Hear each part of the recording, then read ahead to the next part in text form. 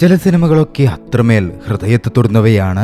Majeed മജീദിയുടെ children's of ഹെവനെ പോലെ, അല്ലെങ്കിൽ Jafar പനാഹിയുടെ white ബലൂണിനെ പോലെ, അതുമല്ലെങ്കിൽ അസ്ഗർ ഫർഹാദിയുടെ എ സെപ്പറേഷൻ പോലെ.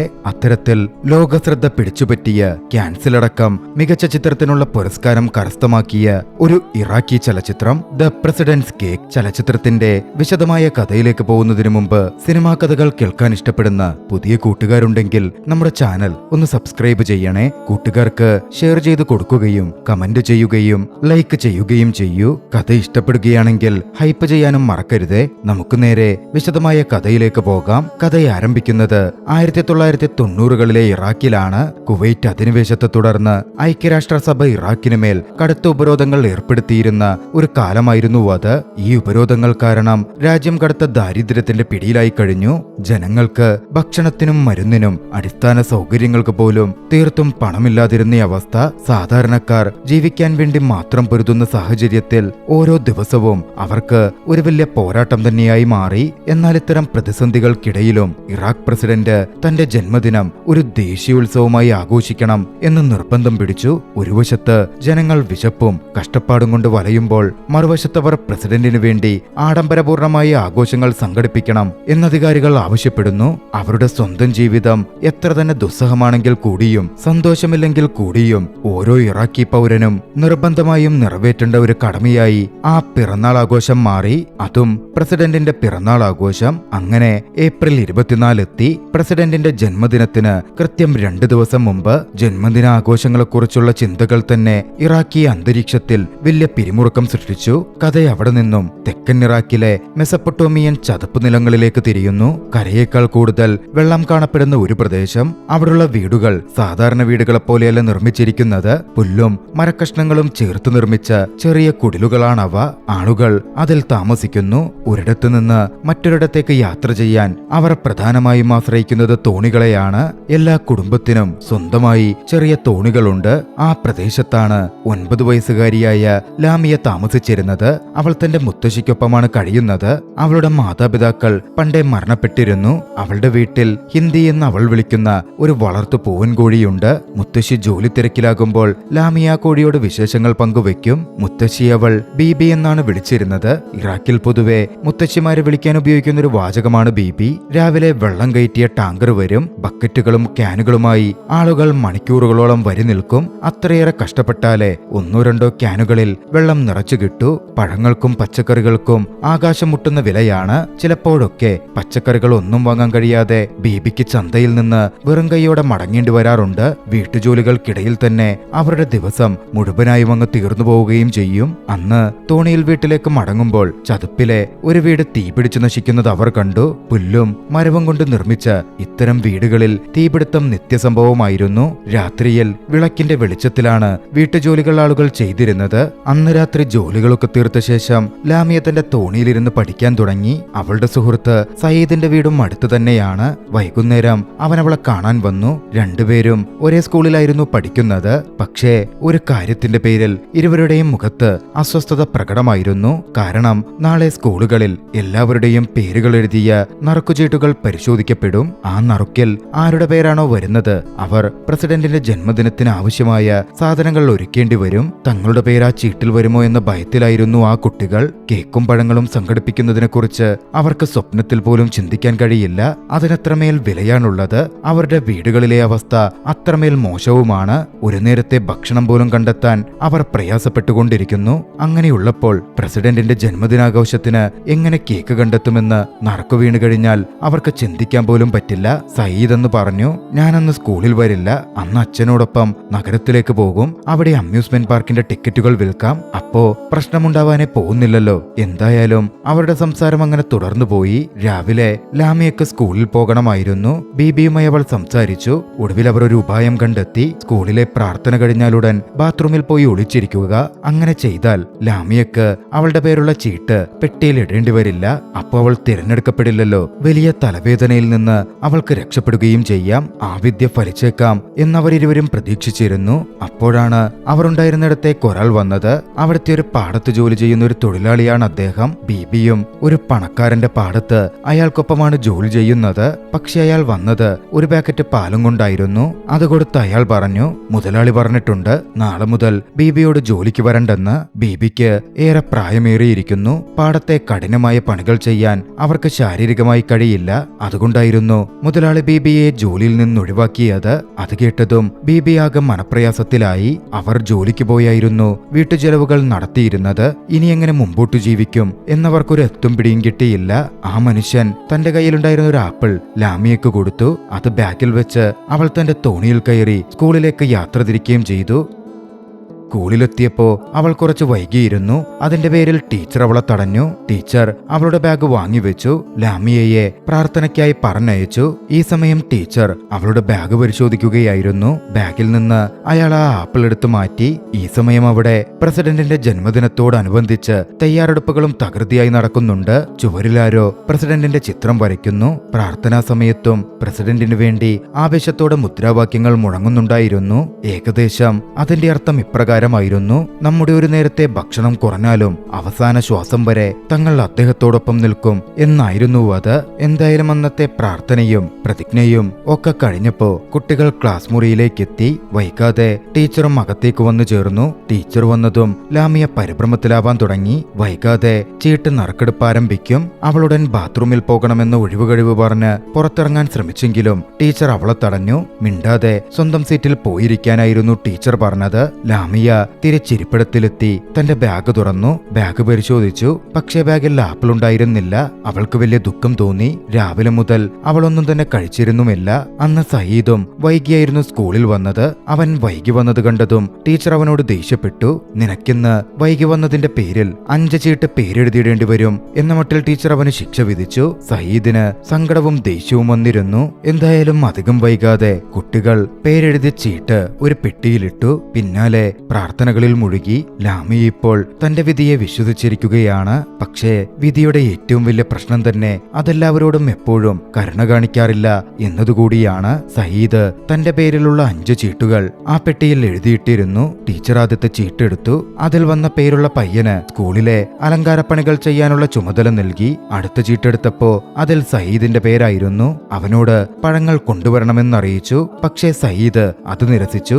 അച്ഛനോടൊപ്പം താനെന്ന നഗരത്തിൽ പോവുകയാണെന്നും അന്ന് സ്കൂളിൽ വരില്ലെന്നും അവൻ പറഞ്ഞു. പക്ഷേ ടീച്ചർ അവനെ വല്ലാതെ ഭയപ്പെടുത്തി. പ്രസിഡന്റിന്റെ ബർത്ത്ഡേക്ക് വേണ്ടിയുള്ള ആഘോഷമാണെന്നും വേണ്ടതവൻ പ്രവർത്തിച്ചില്ലെങ്കിൽ അതിന്റെ പേരിൽ അവന് ശിക്ഷ ലഭിക്കുമെന്നും കുടുംബവും ശിക്ഷിക്കപ്പെടും, പ്രസിഡന്റിനോടുള്ള ആദരവിന് വിരുദ്ധമാണ് അതെന്നുമായിരുന്നു ടീച്ചർ അവനെടുക്കൽ പറഞ്ഞത്. ഒടുവിൽ ഭയന്ന സയീദ് പഴങ്ങൾ കൊണ്ടുവരാമെന്ന് സമ്മതിച്ചു. അടുത്ത തവണ ടീച്ചർ എടുത്ത ചീട്ടിൽ ലാമിയയുടെ പേരായിരുന്നു. അവൾ ആ പേര് വായിച്ചതും ഞെട്ടി. അവൾ പ്രസിഡന്റിനു വേണ്ടി കേക്ക് കൊണ്ടുവരണം, അതും നല്ല രുചിയുള്ള കേക്ക് വേണം എന്നായിരുന്നു ടീച്ചർ പറഞ്ഞത്. അവൾ ഭയപ്പെട്ടത് തന്നെ സംഭവിച്ചിരിക്കുന്നു. നിലവിലെ അവസ്ഥയിൽ ഏറ്റവും പ്രയാസമേറിയ കാര്യമാണ് ഒരു കേക്കുണ്ടാക്കി കൊണ്ടുവരിക എന്നത്. കേക്കുണ്ടാക്കേണ്ടുന്ന സാധന സാമഗ്രികൾക്ക് അത്രമേൽ വിലയാണുള്ളത്. പക്ഷേ ടീച്ചറെ സംബന്ധിച്ചിടത്തോളം ലാമിയ വലിയ ഭാഗ്യവതിയായിട്ടായിരുന്നു അയാൾ പറഞ്ഞുകൊണ്ടിരുന്നത്. കാരണം പ്രസിഡന്റിന്റെ ബർത്ത്ഡേ കേക്ക് കൊണ്ടുവരാനുള്ള ഭാഗ്യം കിട്ടിയത് അവൾക്കാണല്ലോ. അവളെ സംബന്ധിച്ചിടത്തോളം അവളുടെ അവസ്ഥ അവൾക്ക് മാത്രമേ മനസ്സിലാവുമായിരുന്നുള്ളൂ. അന്നത്തെ ക്ലാസ്സൊക്കെ കഴിഞ്ഞപ്പോൾ സ്കൂള് വിട്ടു. പക്ഷെ അവളുടെ ഉള്ളിൽ വല്ലാതൊരു പേടി പിടികൂടപ്പെട്ടിരുന്നു. തന്റെ തോണിയുമായി അവൾ വീട്ടിലെത്തി. വീട്ടിലിരുന്നവൾ ചിന്തയിലാണ്ടു. എങ്ങനെയാണ് ബീബിയോട് സത്യം പറയുക? എല്ലാം കുഴപ്പത്തിലായ കാര്യം താൻ എങ്ങനെ ബീബിയെ ധരിപ്പിക്കും? അവൾ ആകെ പരിഭ്രാന്തിയിലായി. പക്ഷേ ബീബിയാകട്ടെ സയീദിന്റെ ഉമ്മയിൽ നിന്ന് നേരത്തെ തന്നെ വിവരമെല്ലാം അറിഞ്ഞിരുന്നു. കുറച്ചു കഴിഞ്ഞപ്പോ ബീബി വീട്ടിലേക്കെത്തി. ബീബി അവളോട് ദേഷ്യപ്പെടുന്നേയില്ല. എങ്ങനെ ബീബിയോട് കാര്യങ്ങൾ പറയുമെന്നവൾ ചിന്തിച്ചിരിക്കെ ബീബി അവൾക്കടുത്തെത്തി പറഞ്ഞു, നാളെ നമുക്ക് നഗരത്തിൽ പോകാം, കേക്കുണ്ടാക്കാനുള്ള സാധനങ്ങൾ വാങ്ങാം. അത് കേട്ടതും ലാമിയക്ക് തെല്ലൊരാശ്വാസം തോന്നി. രാത്രി അവർ ഒരു കടലാസിൽ വാങ്ങേണ്ടുന്ന സാധനങ്ങളുടെ പട്ടിക എഴുതി തയ്യാറാക്കി. 3 മുട്ട വേണം, 1 കിലോ മൈദ, 1/2 കിലോ പഞ്ചസാര, പിന്നെ ബേക്കിംഗ് പൗഡറും. പക്ഷേ ഇത്രയും വാങ്ങാൻ അത്യാവശ്യം നല്ല പണം വേണം. ആ പണം എവിടെ നിന്ന് കിട്ടും? ബീബി അധികമൊന്നും ആലോചിച്ചില്ല. ആ രാത്രി തന്നെ തന്റെ ഒരു പഴയ പോക്കറ്റ് വാച്ചും വീട്ടിലുണ്ടായിരുന്ന റേഡിയോയും എടുത്തുവെച്ചു. അത് വിറ്റ് പണം നേടാനായിരുന്നു അവരുടെ പദ്ധതി.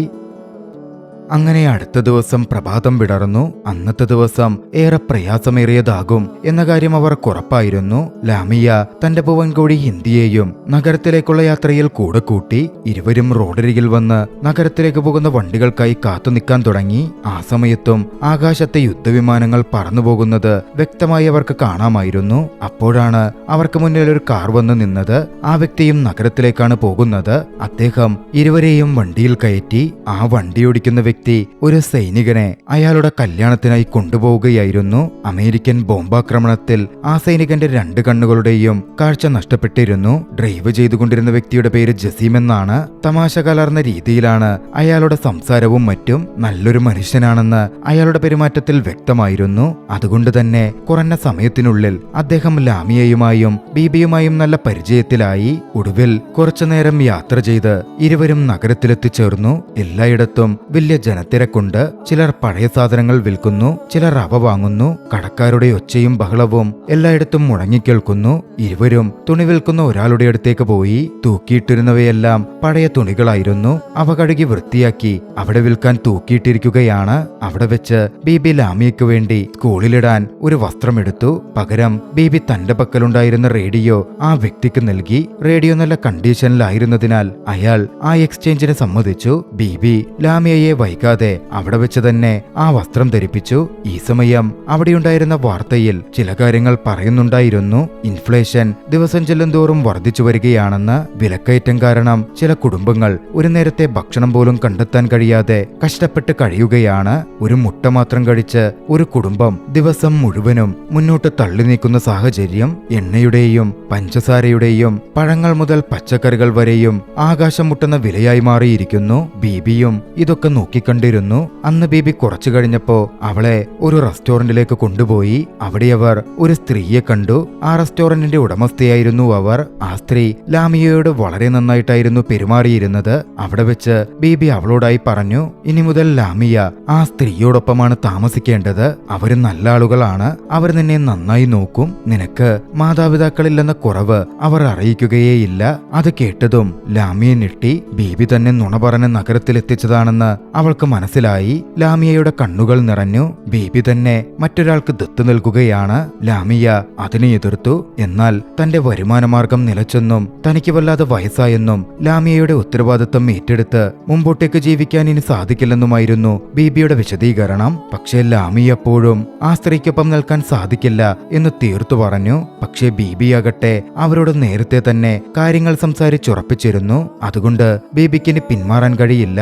ബീബി അകത്ത് പോയി ആ സ്ത്രീയുടെ ഭർത്താവുമായി ഫോണിൽ സംസാരിക്കാൻ തുടങ്ങി. ആ സമയം നോക്കി ലാമി അവിടെ നിന്ന് പുറത്തേക്കിറങ്ങി ഓടിപ്പോയി അവൾ കുറെ ദൂരം ഓടിയ ശേഷം ഒരിടത്ത് പോയിരുന്നു. എങ്ങോട്ടേക്ക് പോകണമെന്ന് അവൾക്കൊരു നിശ്ചയവുമില്ലായിരുന്നു.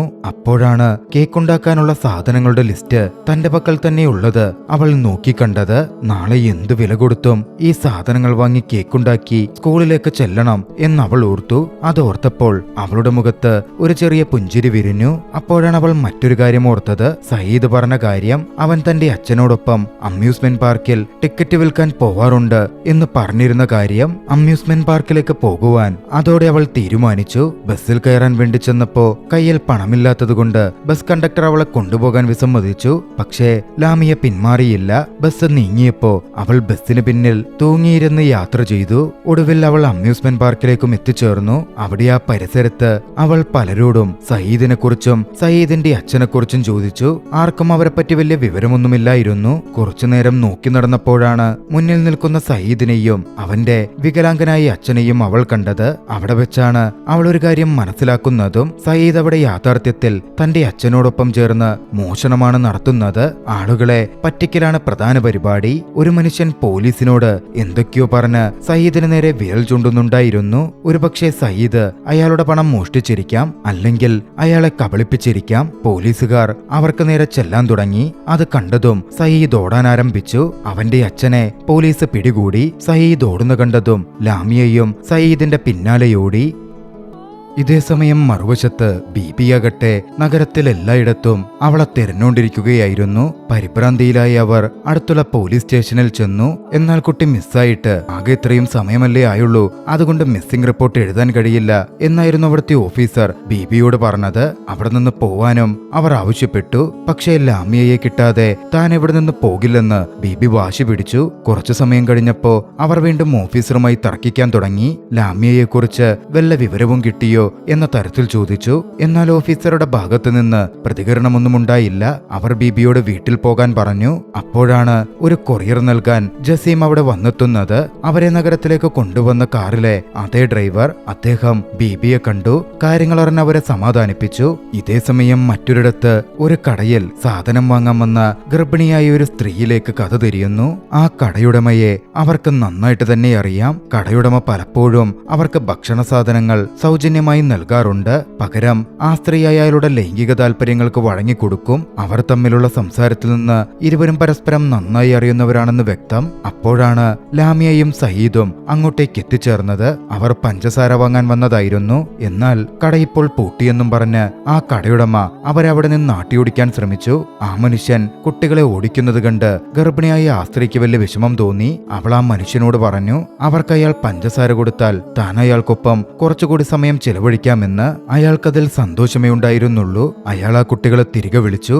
എന്നിട്ട് അവരെ കടയ്ക്ക് പുറത്തു നിർത്തി ആരെങ്കിലും വരുന്നുണ്ടെങ്കിൽ വിളിക്കാനുള്ള നിരീക്ഷണം ഏൽപ്പിച്ചു. അതിനുശേഷം അയാൾ ആ സ്ത്രീക്കൊപ്പം മുറിക്കകത്തേക്ക് പോയി. ഇരുവരും പുറത്തിരുന്ന് അയാൾ തിരിച്ചു വരുന്നതുവരെ കാത്തു. കുറച്ചു കഴിഞ്ഞപ്പോൾ ഉള്ളിൽ നിന്ന് ആ സ്ത്രീയുടെ നിലവിളി കേട്ടു. അവൾക്ക് പ്രസവവേദന തുടങ്ങിയിരിക്കുന്നു.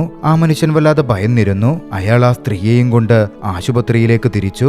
ആശുപത്രിക്ക് പുറത്ത് അവളെ ഇറക്കി വിട്ട് താൻ പോകുമെന്നും ഇത്തരം കാര്യങ്ങളിൽ ഇടപെടാൻ തനിക്ക് താല്പര്യമില്ലെന്നും അയാൾ യാത്രാമധ്യേ പറഞ്ഞു. സയീദും ലാമിയയും ചേർന്ന് ആ സ്ത്രീയെ ആശുപത്രിയിലാക്കി. യുദ്ധത്തിൽ പരിക്കേറ്റ സൈനികരെ കൊണ്ട് ആശുപത്രി എന്ന് നിറഞ്ഞിരുന്നു. സയീദ് ICUവിന് അടുത്തേക്ക് പോയി. അവിടെ മേശപ്പുറത്ത് കുറച്ച് പഴങ്ങളും ഒരു കൊക്കക്കോള കുപ്പിയും ഇരിക്കുന്നത് അവൻ കണ്ടു. അവൻ അവയെല്ലാം ഒരു സഞ്ചിയിലെടുത്തു വെച്ചു. പുറത്തിറങ്ങിയ ലാമിയ ആ സഞ്ചിയെക്കുറിച്ച് ചോദിച്ചു. സയീദാകട്ടെ അതിനെക്കുറിച്ചപ്പോൾ ഒന്നും തന്നെ പറഞ്ഞതുമില്ല. മറുവശത്ത് പോലീസ് സ്റ്റേഷനിൽ എത്തിയിരുന്ന ജസീം ബീബിയെ സഹായിക്കാൻ ആരംഭിച്ചിരുന്നു. ഒരാളെ വിളിച്ചു വരുത്തി ലാമിയയുടെ ഒരു സ്കെച്ച് അയാൾ തയ്യാറാക്കി. എന്നാൽ അപ്പോഴേക്കും ബീബി ബോധരഹിതയായി വീണു. ജസീം അവരെ എടുത്തുകൊണ്ട് അടുത്തുള്ള ആശുപത്രിയിലേക്ക് പോയി. മറുവശത്ത് സയീദും ലാമിയയുമാകട്ടെ ആശുപത്രിയിൽ ആ ലേഡിയാക്കിയ ശേഷം മുട്ട വാങ്ങാൻ മറ്റൊരു കടയിലേക്ക് പോയി. ആ കടയുടമ നേരത്തെ തന്നെ ഒരു മനുഷ്യനുമായി വഴക്കിട്ടുകൊണ്ടിരിക്കുകയായിരുന്നു. ലാമിയ അയാളോട് മുട്ട ചോദിക്കുകയും പകരം വാച്ച് നൽകാമെന്ന് പറയുകയും ചെയ്തു. അത് കേട്ടതും അയാൾക്ക് ദേഷ്യം വന്നു. പണമില്ലാതെ മുട്ട നൽകാൻ കഴിയില്ലെന്നും രാവിലെ മുതൽ 1 രൂപയുടെ പോലും കച്ചവടം നടന്നിട്ടില്ലെന്നും അയാൾ ദേഷ്യത്തിൽ പറഞ്ഞു. നിരാശയോടെ സയീദും ലാമിയയും താഴേക്കിറങ്ങി. താഴെ അയാളുടെ കടയിലേക്കുള്ള ചാക്കുകൾ ഉണ്ടായിരുന്നു. സാധനങ്ങൾ നിറഞ്ഞ ഒരു ചാക്ക് താഴത്തെ നിലയിൽ നിന്ന് അവർ മുകളിലേക്ക് കയറ്റി വെച്ചു. എന്നിട്ട് ആ കടയുടമയോട് ചോദിച്ചു, ബാക്കിയുള്ള ചാക്കുകൾ കൂടി ഞങ്ങൾ ഇങ്ങനെ മുകളിലെത്തിച്ചാൽ ഞങ്ങൾക്ക് മുട്ട തരാമോ? സയീദായിരുന്നു ചോദിച്ചത്. ആ മനുഷ്യൻ അത് സമ്മതിച്ചു. ആ കുട്ടികൾ കഷ്ടപ്പെട്ട് ചാക്കുകൾ ചുമന്നു കയറ്റാൻ തുടങ്ങി. തളർന്നപ്പോ അവർ അവിടെ ഗോവണിയിലിരുന്നു. അപ്പോഴാണ് ഒരു ഓഫീസർ അവിടെ കൂടെ പോകുന്നത് സയീദ് കണ്ടത്. പോലീസ് പിടിച്ച തന്റെ അച്ഛനെ കുറിച്ച് ആ ഓഫീസറോട് ചോദിച്ചാലോ എന്ന് സയീദ് കരുതിയിരുന്നു. പക്ഷേ ലാമിയ അവനെ തടഞ്ഞു. അങ്ങനെ ചെയ്താൽ അവർ സയീദിനെയും അറസ്റ്റ് ചെയ്യും എന്നവൾ പറഞ്ഞു. മറുവശത്ത് ജസീം ആശുപത്രിയിലായിരുന്നു. ഒരു വനിതാ ഡോക്ടർ വന്ന് ബീബിയെ പരിശോധിച്ചു. പരിശോധനയ്ക്ക് ശേഷം അവർ പറഞ്ഞു, ഉപരോധം കാരണം ആവശ്യമായ ചികിത്സാ സൗകര്യങ്ങൾ ഇപ്പോൾ ഇവിടെ ലഭ്യമല്ല. എങ്കിലും ഞങ്ങൾ പരമാവധി ശ്രമിക്കാം. ബീബിയെ നന്നായി പരിചരിക്കാൻ ജസീം തന്റെ കയ്യിൽ നിന്ന് കുറച്ച് പണമെടുത്ത് ഡോക്ടർക്ക് നൽകി. മറുവശത്ത് കുട്ടികൾ പതിയെ ചാക്കുകളൊക്കെ മുകളിലെത്തിച്ചിരുന്നു. കടക്കാരൻ അവർക്ക് 5 മുട്ടകൾ നൽകി. പണമില്ലാതെ ആരുമൊന്നും നൽകില്ലെന്നും ഇങ്ങനെ തന്നെയാകും ഈ ദിവസം കടന്നു പോവുകയെന്നും അവർക്കതോടെ മനസ്സിലായി കഴിഞ്ഞിരുന്നു. അതുകൊണ്ട് തന്നെ ലാമിയയുടെ കയ്യിലുള്ള വാച്ച് വിൽക്കാൻ അവർ തീരുമാനിച്ചു. പക്ഷേ വിൽക്കാൻ ശ്രമിച്ചപ്പോ ആരും അത് വാങ്ങാൻ കൂട്ടാക്കുന്നുണ്ടായിരുന്നില്ല. ഒടുവിൽ അവർ ഒരു വാച്ച് കടയിലെത്തി. അവിടെ വിൽക്കാനായി ശ്രമിച്ചു. അത് നീ മോഷ്ടിച്ചതാണോ എന്നായിരുന്നു അയാളുടെ ചോദ്യം. അത് തന്റെ അച്ഛന്റെ വാച്ചാണെന്ന് ലാമിയ മറുപടി പറഞ്ഞു. ഇവിടെ വരുന്ന എല്ലാ കള്ളന്മാരും ഇത് തന്നെയാ പറയാറുള്ളത് എന്നായിരുന്നു അയാളുടെ മറുപടി. ഇതിനാകെ 10,000 ദിനാർ മാത്രമേ തരാൻ കഴിയൂ എന്ന് അയാൾ പറഞ്ഞു. നോക്കുമ്പോ 10,000 ദിനാർ വലിയ തുകയാണെന്ന് തോന്നുമെങ്കിലും ഉപരോധം കാരണം അതിന് ആ സമയം 100 ദിനാറിന്റെ മൂല്യം പോലുമില്ലായിരുന്നു. എന്തായാലും അവിടെ നിന്ന് കിട്ടിയ പണം വാങ്ങി അവരൊരു കേക്ക് കടയിൽ ചെന്നു. ഇത്രയും ബുദ്ധിമുട്ടുന്നതിനേക്കാൾ നല്ലത് ഒരു കേക്ക് വാങ്ങുന്നതാണെന്ന് ലാമിയ കരുതിയിരുന്നു. പക്ഷേ കടക്കാരന് പണം നൽകിയപ്പോ അത് കള്ളനോട്ടാണെന്ന് പറഞ്ഞ് അയാൾ ആ കുട്ടികളെ പുറത്താക്കി. ആ പണം അയാൾ തന്നെ കയ്യിൽ വെക്കുകയും ചെയ്തു. അവിടെ നിന്ന് പുറത്താക്കപ്പെട്ട ഇരുവരും സങ്കടത്തോടെ ഒരിടത്ത് പോയിരുന്നു. വീട്ടിലേക്ക് മടങ്ങിപ്പോവാൻ സയ്യിദ് തീരുമാനിച്ചിരുന്നു. എന്നിട്ട് വാപ്പയുടെ കാര്യങ്ങൾ നോക്കണം. പക്ഷേ കേക്കുണ്ടാക്കാനുള്ള സാധനങ്ങൾ കിട്ടാതെ ലാമിയ വീട്ടിലേക്ക് പോകില്ലെന്ന് ഉറപ്പിച്ചിരുന്നു. അവർ പിന്നീട് മറ്റൊരു കടയിൽ ചെന്നു. അവിടെ വലിയ ജനത്തിരക്കുണ്ടായിരുന്നു. ആളുകൾ കയ്യിൽ പണവുമായി നിൽക്കുകയാണെങ്കിലും സാധനങ്ങളൊന്നും ലഭ്യമല്ല. ലാമിയ രഹസ്യമായി കടയുടെ ഗോഡൌണിനുള്ളിൽ കയറി. അവൾ ഒരു സഞ്ചിയിൽ കുറച്ച് മൈദയെടുത്തു. എന്നാൽ അപ്പോഴേക്കും ഒരു മനുഷ്യൻ അവളെ കാണുകയും പിടികൂടാൻ വേണ്ടി ചെല്ലുകയും ചെയ്തു. അവൾ ഓടി. അയാളും പിന്നാലെയുണ്ടായിരുന്നു. ഒടുവിൽ സയ്യിദും ലാമിയയും ഓടി ഒരു വണ്ടിക്ക് പിന്നിൽ ഒളിച്ചിരുന്നു. ആ സമയം നീയും ഇപ്പം മോഷണം പഠിച്ചല്ലോ എന്ന് പറഞ്ഞ സയ്യിദ് അവളെ പരിഹസിച്ചു. പക്ഷേ താനിത് പണം നൽകിയാണ് വാങ്ങിയതെന്നും അല്ലാതെ ആശുപത്രിയിൽ നിന്ന് രോഗികളുടെ പഴങ്ങൾ മോഷ്ടിച്ചതുപോലെ മോശം പ്രവൃത്തിയൊന്നും ചെയ്തിട്ടില്ലെന്നും ലാമിയ മറുപടി പറഞ്ഞു. അവിടെ നിന്നവർ നേരെ പോയത് അടുത്തുള്ളൊരു പള്ളിയിലേക്കായിരുന്നു. പ്രാർത്ഥനാ സമയമായി കഴിഞ്ഞിരുന്നു. ലാമിയ തന്റെ കോഴിയെ സയ്യിദിന്റെ അടുത്തേൽപ്പിച്ച് പ്രാർത്ഥിക്കാൻ വേണ്ടി പോയി. കുറച്ചു കഴിഞ്ഞ് സയ്യിദ് അവളെ പുറത്തേക്ക് വിളിച്ചു പറഞ്ഞു കോഴിയെ ആരോ തട്ടിക്കൊണ്ടുപോയെന്ന്. തന്റെ ജീവനേക്കാൾ സ്നേഹിക്കുന്ന ഹിന്ദിയെ നഷ്ടപ്പെട്ടപ്പോൾ ലാമിയക്ക് വല്ലാത്ത സങ്കടമായി. ഒരു കാര്യം പോലും മര്യാദക്ക് നോക്കാൻ നിനക്ക് കഴിയില്ലേ എന്ന് ചോദിച്ച് അവൾ സയ്യിദിനോട് ദേഷ്യപ്പെട്ടു. ദേഷ്യത്തിനിടയിൽ അവൾ സയ്യിദിന്റെ വാപ്പയെക്കുറിച്ചും മോശമായി പറഞ്ഞു. അതോടെ സയ്യിദിനും ദേഷ്യം വന്ന് അവൻ അവളെ എതിരിട്ടു, തള്ളി വീഴ്ത്തി. കുറഞ്ഞപക്ഷം എന്റെ വാപ്പ ജീവിച്ചെങ്കിലും ഇരിപ്പുണ്ടല്ലോ എന്നവൻ അവളുടെ വാപ്പയെ ഉദ്ദേശിച്ച് കുത്തി പറയുകയും ചെയ്തു. പിന്നാലെ സയ്യിദ് തന്റെ ബാഗിൽ നിന്ന് ആ കോളക്കുപ്പിയെടുത്ത് ലാമിയയുടെ മുന്നിൽ വെച്ച് തറയിലിട്ടുടച്ചു. കാരണം അത് അവൾക്ക് വേണ്ടിയായിരുന്നു ആശുപത്രിയിൽ നിന്ന് അവൻ മോഷ്ടിച്ചത്. അതിനുശേഷം അവൻ അവിടെ നിന്ന് പോയി. ലാമിയക്ക് വല്ലാത്ത കുറ്റബോധം തോന്നി. ദേഷ്യം വന്നപ്പോ താൻ ഒരുപാട് മോശം കാര്യങ്ങൾ പറഞ്ഞുപോയി എന്ന് അവൾക്ക് തോന്നി. സയ്യിദ് പോലീസ് സ്റ്റേഷനിലേക്കായിരുന്നു പോയത്. തന്റെ വാപ്പയെക്കുറിച്ച് അവൻ അന്വേഷിച്ചെങ്കിലും അവൻ അവിടെ നിന്ന് വിവരമൊന്നും ലഭിച്ചില്ല. മറുവശത്ത് ലാമിയയാകട്ടെ ഹിന്ദിയെ എല്ലായിടത്തും തിരഞ്ഞുകൊണ്ടിരുന്നു. അവളൊടുവിൽ അവിടെ ഉണ്ടായിരുന്ന ഒരു ചിക്കൻ ഷോപ്പിലെത്തി. ഹിന്ദിയെ മോഷ്ടിച്ച വ്യക്തി ഒരുപക്ഷെ അത് ആ കടയിൽ വിറ്റിരിക്കാം. അത് ചിന്തിച്ചായിരുന്നു അവൾ ചെന്നത്.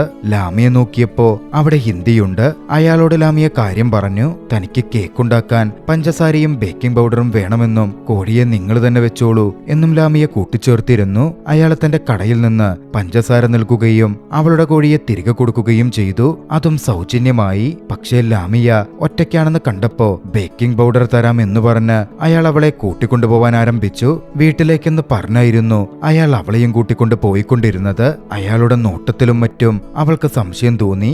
അയാൾ അവളുമായി ഇരുട്ട് നിറഞ്ഞൊരു പ്രദേശത്തേക്ക് പോയി. അവിടെ ഒരു ലോക്കൽ സിനിമാ തിയേറ്ററിന്റെ അടുത്തായിരുന്നു അവർ ചെന്ന് നിന്നത്. അവിടുത്തെ ചുവരുകളിൽ അശ്ലീല ചിത്രങ്ങൾ ഒട്ടിച്ചിരുന്നു. പേടിച്ചുപോയ ലാമിയ അവിടെ നിന്ന് നിർത്താതെയോടി. അതോടെ കള്ളൻ കള്ളൻ എന്ന് വിളിച്ച് ആ മനുഷ്യൻ അവളുടെ പിന്നാലെ ഓടിച്ചെന്നു. റോഡിലൂടെ പോവുകയായിരുന്ന 2 പോലീസുകാർ ലാമിയയെ കണ്ടു. അവർ ലാമിയയെ പിടികൂടി സ്റ്റേഷനിലെത്തിച്ചു. അവിടെ വെച്ച് അവൾ വീണ്ടും ജസീമിനെ കണ്ടുമുട്ടി. തുടർന്ന് ജസീം പോലീസ് സ്റ്റേഷനിൽ നിന്ന് അവളെ മോചിപ്പിച്ച് ആശുപത്രിയിലേക്ക് കൂട്ടിക്കൊണ്ടുപോയി. പക്ഷെ അവർ ആശുപത്രിയിലെത്തുമ്പോ മുറിയിൽ ബീബി ഉണ്ടായിരുന്നില്ല. ലാമിയയുടെ മനസ്സിൽ വല്ലാത്ത ആശങ്ക നിറഞ്ഞു. ജസീം പുറത്തുനിന്ന് അകത്തേക്ക് പോയി വന്നപ്പോ അദ്ദേഹത്തിന്റെ മുഖത്ത് വല്ലാത്തൊരു നിരാശ നിഴലിച്ചിരുന്നു. അതോടെ ബീബി ഈ ലോകം വിട്ടു പോയിട്ടുണ്ട് എന്ന് ലാമിയക്ക് മനസ്സിലായി. ലാമിയയുടെ കണ്ണുകൾ നിറഞ്ഞു.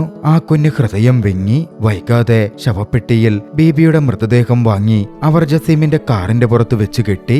ഇരുവരും ലാമിയയുടെ വീട്ടിലേക്ക് തിരിച്ചു.